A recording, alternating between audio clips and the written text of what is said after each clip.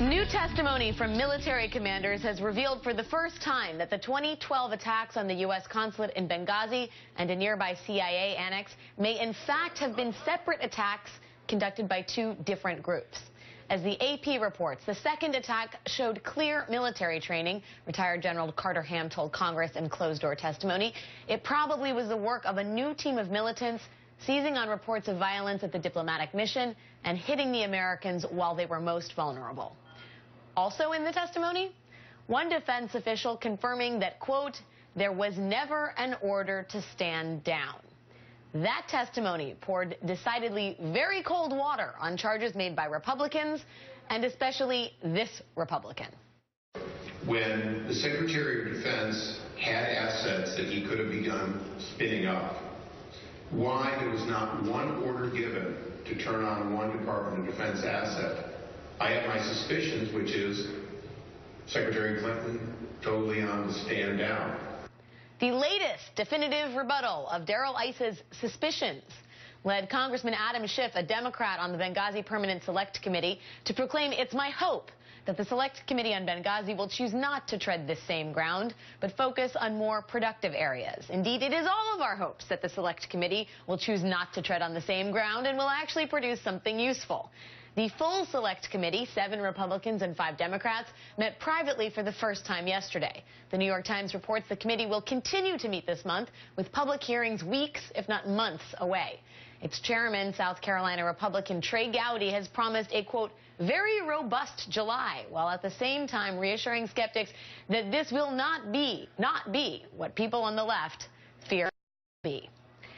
Joining me now is Democratic Congressman from California's 28th District, Adam Schiff. Congressman, thanks for joining us on this monumental day in the Benghazi investigation. Nancy Pelosi said last night, these transcripts from this hearing prove that Republican Select Committee to exploit the Benghazi tragedy is nothing more than a circus to inflame the most extreme and conspiracy-obsessed elements of their party. Congressman, would you agree with Leader Pelosi's assessment?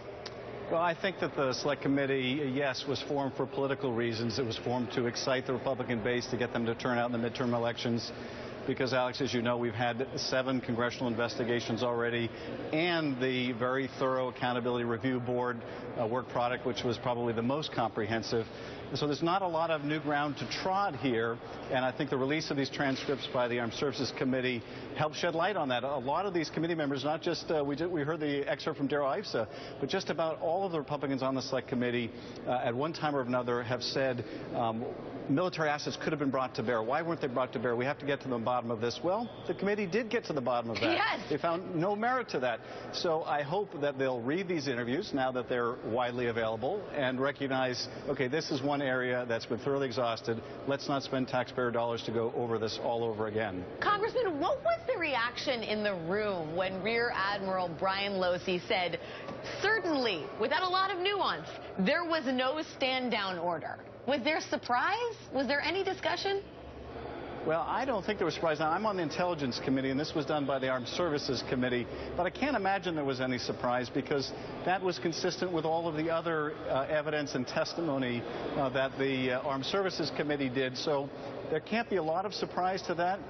But nonetheless, this has been an area, Benghazi, where notwithstanding all of the evidence to the contrary, people continue to cling to these conspiracy theories. So my guess is the response from some of the hardcore on this was they just don't believe him, that he must have some ulterior motive because that's the only possible explanation. Well, that is disconcerting, to say the least, right? I mean, Trey Gowdy has said this will not be what people on the left imagine it to be. Well, people on the left and Americans in general, I think, imagine this to be basically a witch hunt with no end, especially when you get information like that and it seems to sway no one on the Republican side of the aisle. I wonder, how confident you are in Trey Gowdy's assurances. We've had word that Elijah Cummings says he has a tremendous amount of respect for Trey Gowdy. What's your feeling on him and how he's leading this investigation? I like Trey very much personally, but I think he's going to be under immense pressure to produce something to justify, frankly, the expenditure of what we now know will be over $3 million on this repetitive investigation. I think he's saying all the right things, and we had a very collegial meeting yesterday of the committee. I hope it stays that way. I propose that one area that might be productive is to look into how are we doing in implementing those very sound recommendations by that review panel in improving security at our facilities around the world. That could be helpful. We may do that, but if we get into the business of just calling in high-profile witnesses to have a political impact or going over the same old ground that we've gone over before, chasing conspiracy theories, then he won't have lived up to the promise that he's making. A worthy ambition, Congressman Schiff. Good luck and Godspeed. Thank you for your time. You bet.